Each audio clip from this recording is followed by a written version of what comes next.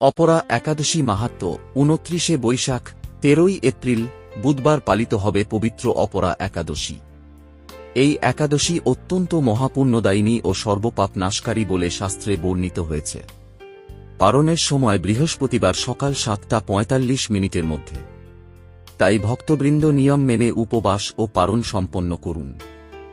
শাস্ত্রে বলা হয়েছে, মহারাজ যুধিষ্ঠির শ্রীকৃষ্ণকে জিজ্ঞাসা করেছিলেন, হে কৃষ্ণ, জ্যৈষ্ঠ মাসের কৃষ্ণপক্ষীয় একাদশীর নাম কি এবং তার মাহাত্ম্য কি? তখন শ্রীকৃষ্ণ বলেছিলেন, হে মহারাজ, মানুষের মঙ্গলের জন্য তুমি অতি উত্তম প্রশ্ন করেছ। বহু পুণ্য প্রদানকারী, মহাপাপ বিনাশকারী এবং পুণ্যদায়িনী এই একাদশী অপরা নামে প্রসিদ্ধ।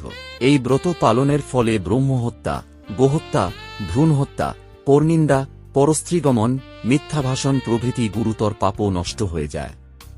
যারা ভুল পথে চলেছে বা নানা অপরাধে লিপ্ত থেকেও ভগবানের শরণ গ্রহণ করে এই ব্রত পালন করে, তারাও পাপমুক্ত হয়ে শুভগতি লাভ করে।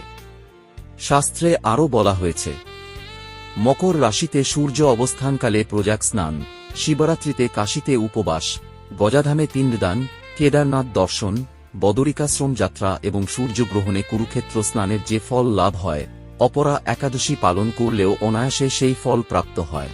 যে ব্যক্তি ভক্তিভরে অপরা একাদশীর উপবাস পালন করে এবং বিষ্ণু পূজা করে, সে সর্বপাপমুক্ত হয়ে ভগবানের কৃপা লাভ করে।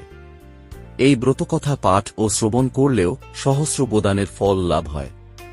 তাই আসুন আমরা সকলেই এই পবিত্র অপরা একাদশী পালন করি এবং শ্রীহরির চরণে নিজেদের সমর্পণ করি।